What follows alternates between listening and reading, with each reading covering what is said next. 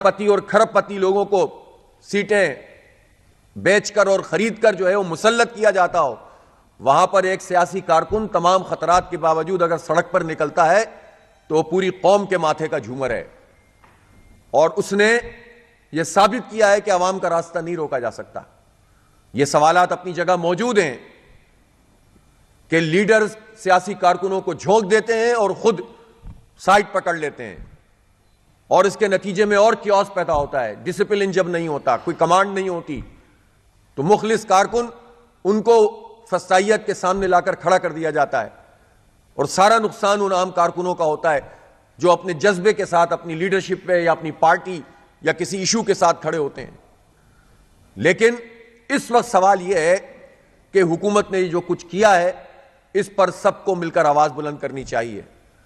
مجھے افسوس کے ساتھ یہ کہنا پڑتا ہے کہ کل بلوچستان اسمبلی نے جو حرکت کی ہے اور پی ٹی آئی پر پابندی لگانے کے لیے جو قرارداد پاس کی ہے، یہ قابل مذمت ہے۔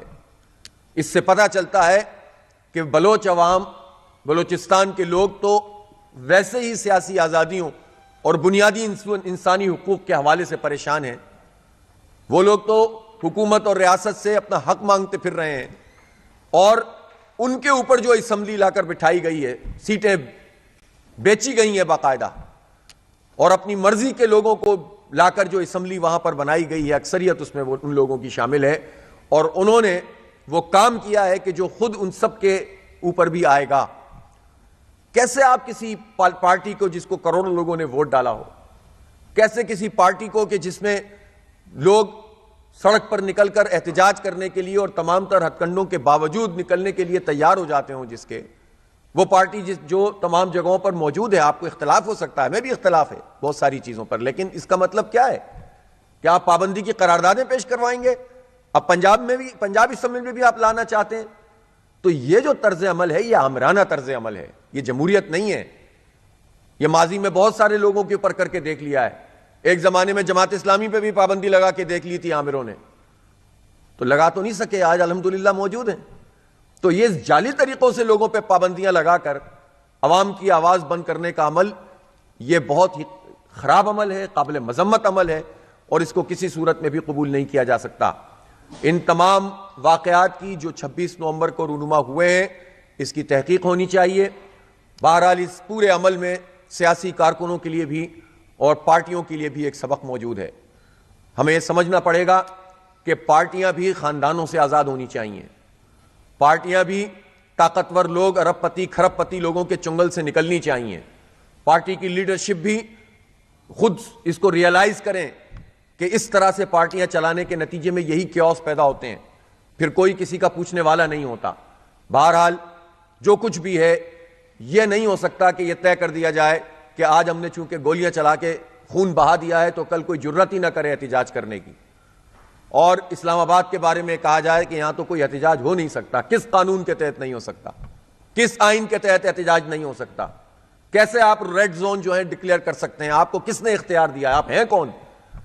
آپ مالک ہیں اس پاکستان کے مالک پاکستان کے عوام ہیں، نہ کوئی فوج کا جرنیل ہے، نہ کوئی بیوروکریٹ ہے، نہ کوئی جاگیردار ہے، نہ کوئی وڈیرا ہے، نہ کوئی جعلی فارم 47 کی بنیاد پر بننے والا وزیر اعظم ہے۔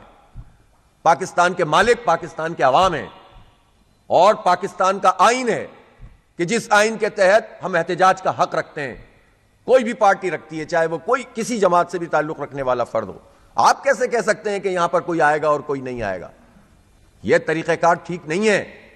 یہ قوم کو اس طرح سے بانجھ کرنے کا جو عمل ہے سیاسی اعتبار سے، یہ مناسب نہیں ہے۔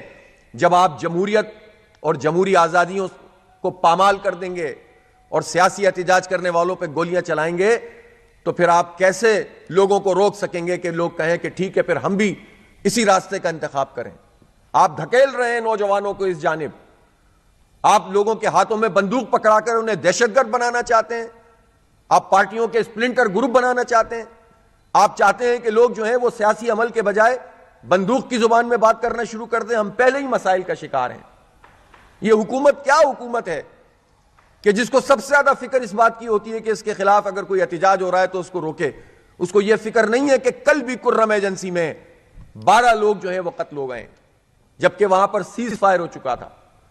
کوئی فکر نہیں ہے ان لوگوں کو، کوئی ان کو فکر نہیں ہے کہ بلوچستان کس طرح لہو لہو ہے، پورا خیبر پختونخوا میں خود فوجی چوکیوں پہ حملے ہو رہے ہیں، عام لوگ جو ہے وہ شہید ہو رہے ہیں، قتل ہو رہے ہیں، فوجی شہید ہو رہے ہیں، انسرجنسیز ہیں، پروکسیز لڑی جا رہی ہیں ہماری زمین پر، اعتبار ختم ہو رہا ہے اداروں کے اوپر لوگوں کا۔ ایک طرف ہمارے سپاہی شہید ہوتے ہیں، افسران شہید ہوتے ہیں، اور دوسری طرف فوج اور عوام کے درمیان اتنے دوریاں پیدا کر دی ہیں چند لوگوں نے جس میں کسی چیز پر لوگوں کا اعتبار نہیں ہوتا، اور لوگ اب ہر واقعے کو یہ کہتے ہیں کہ یہ اسٹیبلشمنٹ نے کروایا ہے۔ تو یہ جو کہتا ہے اس پر تو آپ بات کرتے ہیں کہ اس کی آواز بند کر دیں، لیکن اس پورے عمل پہ آپ کچھ نہیں کرتے کہ جس کے نتیجے میں یہ بحران پیدا ہوا ہے۔ جس کے پاس جتنا اختیار ہوتا ہے، جتنی طاقت ہوتی ہے، حکومت کے وسائل ہوتے ہیں، اس کی ذمہ داری اتنی ہی ہوتی ہے۔ آپ دوسری پارٹی دوسری طرف تو آپ لوگوں کا راستہ روکنے کے لیے سب کچھ کریں، لیکن اپنی حرکتوں پر کوئی بات نہیں کریں، کوئی تجزیہ نہیں کریں، کوئی ریوزٹ نہیں کریں اسے کہ آپ قوم کو کس طرح سے اعتماد دے سکتے ہیں۔